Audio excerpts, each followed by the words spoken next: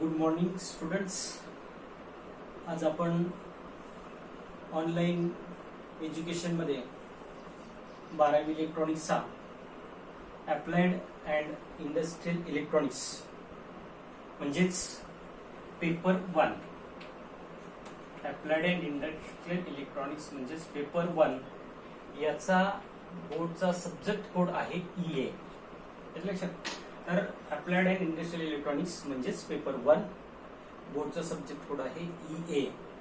तर या विषयाच्या पहिल्या लेसनला आपण सुरुवात करत आहोत. पहिला लेसन आहे operational amplifier, that is op amp. Operational एम्प्लिफायरला काय म्हणतात? ऑपॅम्प म्हणतात. ओ फॉर ऑपरेशनल एम्प्लिफायर साठी एम्प वापरतात, तसा हा ऑपॅम्प आपण बघणार आहोत. तर हा ऑपरेशनल एम्प्लिफायर म्हणजे काय? हा एक एम्प्लिफायर आहे. ऑफकोर्स तो सिग्नल एम्प्लिफिकेशनचं काम करतो, पण हा ऑपरेशनल एम्प्लिफायर म्हणून हा काहीतरी वेगळा आहे. तर हा काय करतो? हा बेसिकली दोन इनपुट सिग्नल मधला डिफरन्स वाढवून देतो आणि हा जास्त गेन असलेला एम्प्लिफायर आहे. म्हणजे ज्याला दोन इनपुट आणि एक आउटपुट असतं असा हा जास्त गेन असलेला डायरेक्ट कपल्ड एम्प्लिफायर. आता याच्यामध्ये दोन गोष्टी येतात. जास्त गेन असलेला म्हणजे हाय गेन असलेला, आणि दुसरं म्हणजे डायरेक्ट कपल्ड एम्प्लिफायर. आता आपल्याला पहिल्यांदा गेन म्हणजे काय माहिती असायला पाहिजे. What is gain? गेन म्हणजे काय? तर ऑपरेशनल एम्प्लिफायर किंवा कोणत्याही एम्प्लिफायरला इनपुट सिग्नल दिल्यानंतर तो सिग्नल वाढवून द्यायचं काम करतो, म्हणजे सिग्नल वर्धित करायचं काम करतो. म्हणजे 5 इनपुट दिलं तर 25 मिळालं समजा, तर 5चं 25 मिळालं म्हणजे हे काय? वाढवून मिळालेलं आहे, वर्धित करून मिळालेलं आहे. ह्याला म्हणतात एम्प्लिफिकेशन केलेलं आहे. तर जो हा एम्प्लिफाईड सिग्नल आहे हा किती पटीने वाढून मिळाला हे गेनच्या साह्याने समजतं. म्हणजे संबंधित एम्प्लिफायर कडून किती सिग्नल वाढून मिळाला, म्हणजे किती मिळकत मिळाली, हे गेनच्या साह्याने दर्शवलं जातं. म्हणजेच काय? गेन म्हणजे output voltage divided by input voltage, याला म्हणतात गेन. तर अशा प्रकारे जेवढा गेन जास्त तेवढी त्याची मिळकत जास्त असते. म्हणजे थोडक्यात शुद्ध मराठीमध्ये गेन म्हणजे मिळकत. तर या ठिकाणी ऑपरेशनल एम्प्लिफायरचा गेन अतिशय जास्त असतो, एकदम हाय असतो, आणि तो डायरेक्ट कपल्ड असतो. आता डायरेक्ट कपल्ड म्हणजे काय? डायरेक्ट कपल्ड याचा अर्थ काय? एम्प्लिफायर मध्ये जेव्हा दोन स्टेजेस एकमेकांना जोडतात, म्हणजे पहिल्या स्टेजचं आउटपुट सेकंड स्टेजला दिलं जातं, तेव्हा ते जोडण्यासाठी विशिष्ट पद्धत वापरली जाते, विशिष्ट मेथड वापरली जाते. त्याला म्हणतात कपलिंग. त्याला काय म्हणतात? कपलिंग. मग ह्या कपलिंगसाठी रेजिस्टर, कॅपॅसिटर, ट्रान्सफॉर्मर अशा वेगवेगळ्या प्रकारचे कॉम्पोनंट्स वापरून ह्या दोन स्टेजचं कपलिंग केलं जातं. दोन स्टेजेस एकत्र जोडलेले जातात. परंतु ऑपरेशनल एम्प्लिफायर मध्ये अशा प्रकारचं कपलिंग वापरलं जात नाही. म्हणजेच काय? तर पहिल्या स्टेजचं आउटपुट दुसऱ्या स्टेजला डायरेक्ट दिलेलं असतं, कुठलाही घटक, कुठलाही इलेक्ट्रॉनिक कॉम्पोनंट न वापरता. म्हणून याला डायरेक्ट कपल्ड एम्प्लिफायर असे म्हणतात. आणि डायरेक्ट कपल्ड असल्यामुळे याच्यामध्ये कुठल्याही प्रकारचा कॉम्पोनंट वापरत नाही, परिणामी त्याची साईज कमी होते, आणि त्यामुळेच हा ऑपरेशनल एम्प्लिफायर इंटिग्रेटेड सर्किट म्हणजे ICच्या स्वरूपात आपल्याला मिळतो.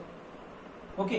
तर अशा प्रकारे ऑपरेशनल एम्प्लिफायर म्हणजे दोन इनपुट टोक आणि एक आउटपुट टोक असलेला direct coupled high gain amplifier म्हणजेच ऑपरेशनल एम्प्लिफायर होय. Okay. So this is the operational amplifier. आता मोस्टली ऑपरेशनल एम्प्लिफायर म्हणून IC 741 हा IC वापरतात. हा 8 पिनचा IC हा ऑपरेशनल एम्प्लिफायर म्हणून वापरतात. त्याचे अनेक उपयोग आहेत, त्याचे खूप ऍप्लिकेशन्स आहेत. ऍडर आहे, सबट्रॅक्टर आहे, मल्टिप्लायर आहे, अशा प्रकारे अनेक त्याचे ऍप्लिकेशन्स आहेत. ते आपण ऍप्लिकेशन्स पाहणारच आहोत. आता सुरुवातीला आपण या ऑपरेशनल अँप्लिफायर मध्ये काय असतं ते बघणार आहोत. तर शेवटी अँप्लिफायर हा अँप्लिफायर आहे, तो सिग्नल अँप्लिफाय करणार आहे. परंतु याच्यामध्ये याचं वैशिष्ट्य काय आहे, तो 2 इनपुट मधलं आउटपुट अँप्लिफाय करून देतो. मग हे डिफरन्स अँप्लिफाय करण्यासाठी याच्यामध्ये मुख्य आणि मूलभूत घटक वापरतात, तो डिफरन्स अँप्लिफायर. काय वापरतात? Difference amplifier.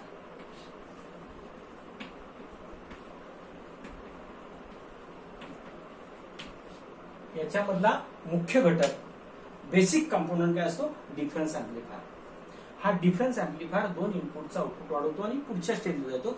परत पुढे त्याचं अँप्लिफिकेशन केलं जातं, परत अँप्लिफिकेशन केलं जातं आणि या सगळ्याचा मिळून एकत्रित ऑपरेशनल अँप्लिफायर होतो.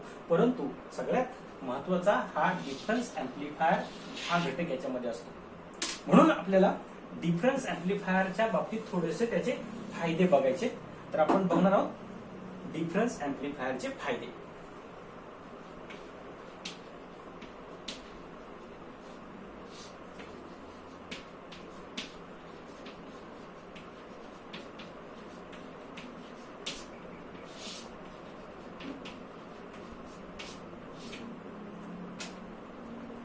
आता पहिला फायदा काय, जो बेसिकच त्याचं ऍप्लिकेशन आहे ते म्हणजे तो 2 इनपुट मधला फरक वाढवून देतो. हा 2 इनपुट मधील फरक वाढवून देतो.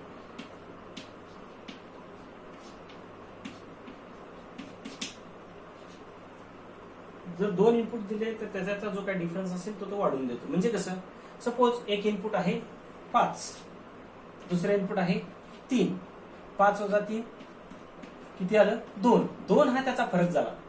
मग त्याचा जो काही गेन असेल त्याच्यानुसार आउटपुट मिळेल. समजा त्याचा 100 गेन असेल तर आउटपुट मिळेल 200. ओके. पण ही जर 2 इनपुट्स, हे एक इनपुट आणि दुसरा इनपुट, ऑपरेशनल अँप्लिफायरला इन्व्हर्टिंग इनपुट आणि नॉन इन्व्हर्टिंग इनपुट अशी 2 इनपुट्स असतात. सपोज 5 आणि 3 असतील तर त्याचा डिफरन्स मिळेल 2, फरक मिळेल 2 आणि त्याच्यामुळे त्याचा आउटपुट जर गेन 100 असेल तर 200 मिळेल. ओके. पण जर दोन्ही इनपुट सारखे असतील म्हणजे 5 आणि दुसरेही 5 असेल तर त्याचा डिफरन्स किती येईल? 0. आणि जर 0 डिफरन्स आला तर त्या ऑपरेशनल डिफरन्स अँप्लिफायरला इनपुट मिळेल 0. अर्थातच इनपुट 0 असेल तर आउटपुट सुद्धा 0 मिळेल. म्हणजे बघा, इथं इनपुटला व्होल्टेजेस दिलेले आहेत पण एकसारखीच दिलेली आहेत, कॉमनच दिलेले आहेत. तर अशा पद्धतीने जेव्हा दोन्ही इनपुटला कॉमन इनपुट दिले जातात त्याला कॉमन मोड इनपुट म्हणतात किंवा त्याला कॉमन मोड अँप्लिफायर म्हणतात. आणि जर कॉमन मोड अँप्लिफायर असेल तर आउटपुट किती असतं? 0 असतं. ओके. तर अशा प्रकारे तो 2 इनपुट मधला फरक वाढवून द्यायचं काम करत असतो. दुसरा फायदा त्याचा, तो एसी आणि डीसी दोन्ही सिग्नलचं अँप्लिफिकेशन करतो. सर्वसाधारण अँप्लिफायर्स काय करतात? एसी अँप्लिफाय करतात, परंतु हा एसी आणि डीसी दोन्हीचे अँप्लिफिकेशन करून देतो. एसी व डीसी सिग्नलचे अँप्लिफिकेशन करतो. त्यालाच आपण मराठीमध्ये म्हणतो वर्धन करतो. ओके. म्हणजे तो एसी आणि डीसी दोन्हीचे वर्धन करतो. त्याचप्रमाणे त्याचा वारंवारता प्रतिसाद उत्तम असतो. वारंवारता प्रतिसाद उत्तम असतो.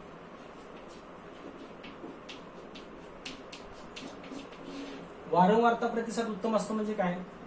तर जेव्हा अँप्लिफायरला सिग्नल दिला जातो त्याला जी काही फ्रिक्वेन्सी असेल त्या फ्रिक्वेन्सीची रेंज खूप मोठी आणि चांगली असते. याची फ्रिक्वेन्सीची रेंज म्हणजे काय? आता डीसी सिग्नल असेल तर त्याची फ्रिक्वेन्सी असते 0 आणि मग एसी सिग्नलची फ्रिक्वेन्सी जर आपण वाढवत नेली तर कितीही मेगाहर्ट्झ मध्ये जरी आपण गेलो म्हणजे 0 फ्रिक्वेन्सी पासून अगदी हायर फ्रिक्वेन्सी पर्यंत जरी आपण त्याला सिग्नल दिले तरी त्या सिग्नलचं अँप्लिफिकेशन तो सगळ्यांचं सारख्या प्रमाणात करतो. म्हणजेच तिथं कुठं फ्लक्च्युएशन नसतं. म्हणजेच फ्रिक्वेन्सीची रेंज त्याची उत्तम असते म्हणजे त्याची वारंवारता, कुठल्याही वारंवारतेला तो उत्तम प्रतिसाद देतो, व्यवस्थित अँप्लिफिकेशन करतो, म्हणजे त्याचा वारंवारता प्रतिसाद उत्तम असतो असं म्हणतात. त्याच्यानंतर चौथं ऍप्लिकेशन आहे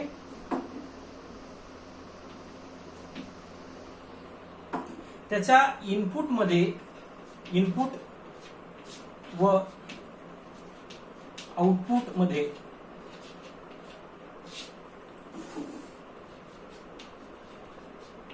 आयसोलेशन असते. म्हणजे इनपुट स्टेज आणि आउटपुट स्टेज या दोन्ही स्टेजेस एकमेकापासून आयसोलेट केलेले असतात, वेगळे केलेले असतात. म्हणजे काय तर इनपुट आणि आउटपुट या दोन्हीच्या मध्ये एक वेगळी सर्किट, वेगळी स्टेज टाकलेली असते, ज्याला बफर स्टेज म्हणतात. आणि ही बफर स्टेज काय करते, आउटपुट आणि इनपुट हे दोन्ही सर्किट्स वेगळे ठेवण्याचं काम करते. त्याचं कारण असं, आउटपुटचे current handling capacity, power handling capacity जास्त असते.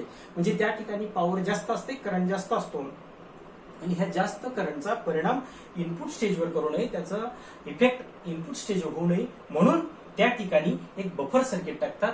तो युनिटी गेन अँप्लिफायर असतो. तो अँप्लिफाय करत नाही, परंतु दोन स्टेज वेगळे ठेवण्याचं काम करतो. म्हणजे याचा अर्थ दोन इनपुट आणि आउटपुट मध्ये या ठिकाणी बफर स्टेज वापरून दोन्ही स्टेज वेगळे केले जातात. त्याच्यामुळे ते सर्किट जास्त सुरक्षित होतं. आणि याच्याही पलीकडे याचे काही फायदे आहेत, हे टेक्निकल थोडेसे फायदे मी सांगितले. याच्यानंतर काही फायदे असेही आहेत. ते फायदे म्हणजे कसे, त्यातला आपला पाचवा फायदा आपण बघूयात. तर या ऑपरेशनल अँप्लिफायर सर्किट मध्ये आपण कपलिंग कॉम्पोनंट्स वापरत नसल्यामुळे या ठिकाणी त्याचा आकार अतिशय लहान होतो. काय होतो, आकार लहान होतो. अर्थातच आकार लहान झाला. का आकार लहान झाला, त्याच्यामध्ये काही कॉम्पोनंट्स काढले गेले आणि कॉम्पोनंट्स कमी केल्यामुळं अर्थातच त्याची किंमतही कमी होते. ओके, किंमत कमी होते. त्याचबरोबर ऑपरेशनल अँप्लिफायरचा गेन अतिशय हाय असतो. म्हणजे गेन अतिशय हाय असतो, अतिशय जास्त असतो. ओके,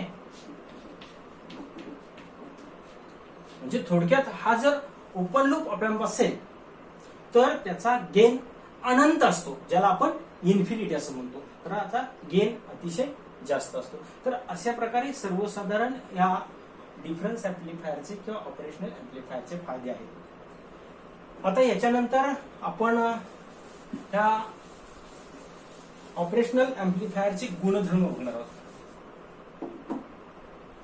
ऑप एम्पचे गुणधर्म आपण काय करूयात, ऑपरेशनल अँप्लिफायर असं न म्हणता मोस्टली त्याला ऑप एम्प असंच म्हटलं जातं.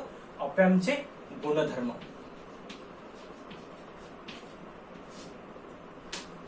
तर हे ऑप एम्पचे गुणधर्म पाहताना आपण आदर्श ऑप एम्पचे गुणधर्म पाहणार आहोत. आदर्श ऑप एम्प म्हणजे काय, ideal op amp. Ideal op amp म्हणजे काय, त्या सर्किट डिझाईन केल्यानंतर त्याच्याकडून अपेक्षित जे नॉर्मल कंडिशनला जे काही गुणधर्म असतात त्याला आयडियल ऑपरेशनल अँप्लिफायरचे गुणधर्म म्हणतात. प्रॅक्टिकली त्याच्यामध्ये प्रत्यक्षात जेव्हा आपण सर्किटमध्ये वापरणार आहोत त्यावेळेस त्याच्या गुणधर्मामध्ये काही चेंजेस होऊ शकतात, पण आयडियली जे काही गुणधर्म असतात ते अशा प्रकारे असतात. फर्स्ट वन आहे त्याचा गेन अनंत असतो. गेन अनंत असतो, अतिशय हाय असतो, म्हणजेच तो अनंत असतो, अनंत असतो. ओके, त्याच्यानंतर त्याचा इनपुट इम्पिडन्स सुद्धा अतिशय जास्त असतो, तो सुद्धा अनंत असतो. इनपुट इम्पिडन्स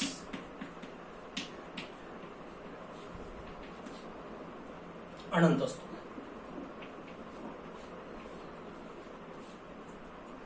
त्याच्यानंतर तिसरा आहे आउटपुट इम्पिडन्स.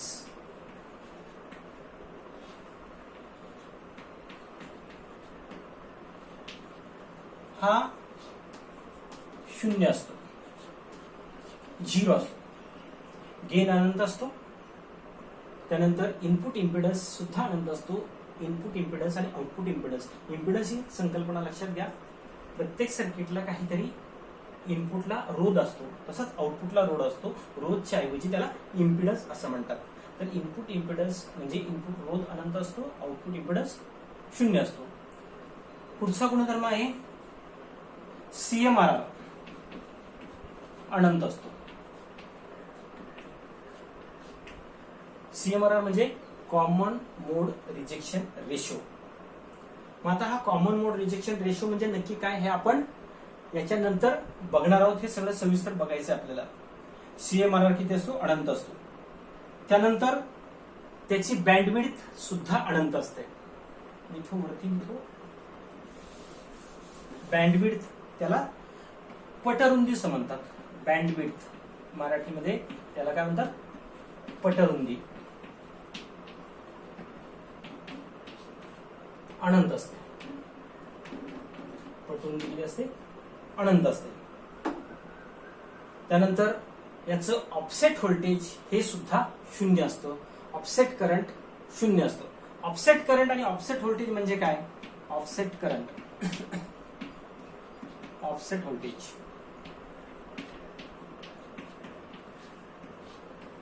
0. त्याचप्रमाणे ऑफसेट करंट सुद्धा 0 असतो.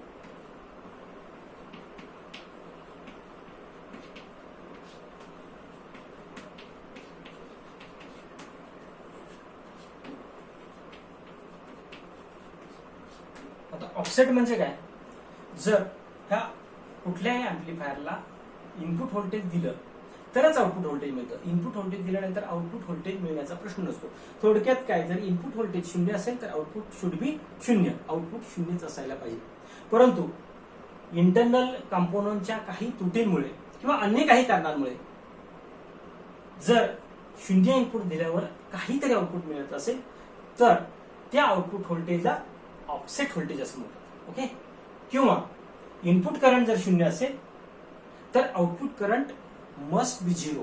आणि असं जर नसेल म्हणजे इनपुट करंट जर 0 असेल आणि आउटपुटला काही करंट मिळत असेल तर त्याला ऑफसेट करंट असे म्हणतात. परंतु ह्या ऑपरेशनल ऍम्प्लिफायरला ऑफसेट व्होल्टेज 0 असतं आणि ऑफसेट करंट सुद्धा 0 असतं. तर अशा प्रकारे या त्याचे गुणधर्म आहेत. अजून एक गुणधर्म राहिला आपला, याचा प्रतिसाद वेळ 0 असतो.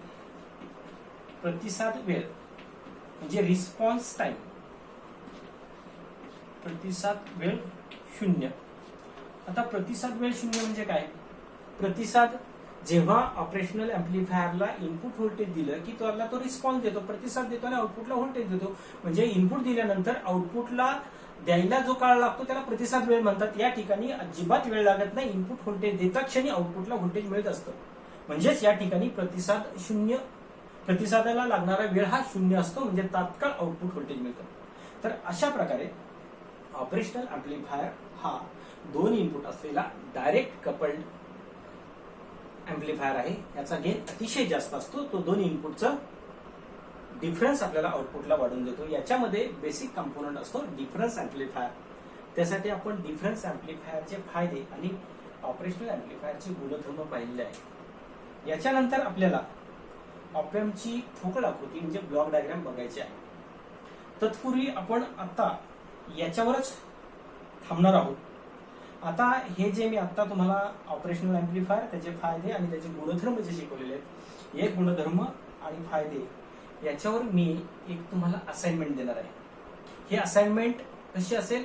एकतर गुगल फॉर्मवर मी तुम्हाला प्रश्न विचारले जातील. गुगल फॉर्म भरायला आपण शिकलेलो आहे. गुगल फॉर्मवर प्रश्न विचारले जातील किंवा गुगल क्लासरूमला हे प्रश्न मी टाकेल, ते तुम्ही सोडून मला द्यायचे. पण बरेचशी मुलं गुगल क्लासरूमला जॉईन झालेली नाहीत. आणि जर तुम्ही गुगल क्लासरूमला जॉईन झालेला नसाल तर तुम्हाला या ठिकाणी हे जे काही टेक्स्ट मेसेजेस किंवा नोट्स असतील किंवा काही असाइनमेंट असतील तर त्या तुम्हाला गुगल क्लासरूमच्या उपलब्ध होणार नाहीत. त्यापासून तुम्ही वंचित राहाल. म्हणून मी आता सांगतो की सर्वांनी गुगल क्लासरूमला जॉईन व्हायचं. याच्यासाठी काय केलेलं आहे, मी गुगल क्लासरूमला तुम्हाला ऍड केलेला आहे. ऍड केलेला आहे म्हणजे काय, तुमचा ईमेल टाकून मी इन्व्हाइट केले तुम्हाला. मग हा इन्व्हाइट केल्यानंतर हा इन्व्हिटेशनचा एक ईमेल तुम्हाला आलेला आहे.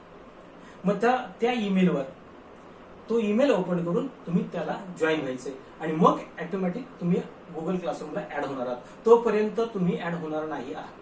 त्यामुळे एक लक्षात घ्या, प्रत्येकाने गुगल क्लासरूमला ऍट एनी कॉस्ट आजच्या आज जॉईन व्हा. काय अडचण असेल तर मला फोन करा. तर अशा प्रकारे या ठिकाणी आपण थांबणार आहोत आज. आणि हे जे काही असाइनमेंट देणार आहे, आज तुम्हाला असाइनमेंट दिल्यानंतर तुम्ही मला ती उद्या सोडवून द्यायची. व्हॉट्सअपला जरी सेंड केले लिहून तरी हरकत नाही. कागदावर लिहायचं, व्हॉट्सअपला मला ते पाठवून द्यायचं. आता एक करायचं, प्रत्येक विषयाला वेगळी वही करायची. जो काही या ठिकाणी शिकवलेला भाग असेल त्या भागावर मी तुम्हाला नोट्स देणार आहे. गुगल क्लासरूम वरून देईल किंवा मग व्हॉट्सअपला सुद्धा मी फोटो पाठवेल. आणि त्या नोट्स तुम्ही रोजच्या रोज त्याच दिवशी सेम डेला जसं आपण वर्गात लिहितो तसा वेळ देऊन तुम्ही हे घरी त्या 200 पेजेस वहीमध्ये ते लिहून काढायचे. लक्षात. आणि ती असाइनमेंटसाठी एक वेगळी वही करायची. त्या असाइनमेंटमध्ये दिलेले प्रश्न लिहून काढायचे. म्हणजे क्लासवर्कसाठी एक वेगळी वही असेल आणि असाइनमेंटसाठी एक वेगळी वही असेल. पेपर 1 ला तसंच, पेपर 2 ला तसंच आणि पेपर 3 ला तसंच. तर अशा प्रकारे तुम्ही प्रत्येक विषयाला 2 म्हणजे क्लासवर्कसाठी 200 पेजेस वही आणि असाइनमेंटसाठी 100 पेजेस वही पुरेशी आहे. आणि असाइनमेंट दिली की त्यात लिहायची आणि त्याचा फोटो क्लिक करून तुम्ही रोजच्या रोज मला पाठवायचा आहे. ओके. तर आता आपल्याला कसं आहे माहितीये का, ह्या कोरोना व्हायरसच्या संकटाच्या काळात आपण प्रत्यक्षात वर्गात बसून शिकू शकणार नाही. त्यामुळे आपल्याला ऑनलाईन शिक्षणाला पर्याय नाही. त्यामुळे तुम्ही प्रत्येकाने हे जे काही व्हिडिओ येतील किंवा लिंक येतील त्या लिंक ओपन करून ते जे व्हिडिओ असतील ते बघायचे किंवा ऑनलाईन लेक्चर्स असतील ते बघायचे. आपण गुगल क्लासरूम सुद्धा घेतलेले, गुगल मीटवर मीट घेतलेले आहे. त्या मीटला सुद्धा रिस्पॉन्स पाहिजे तेवढा नाही. सगळी मुलं जॉईन होत नाहीत.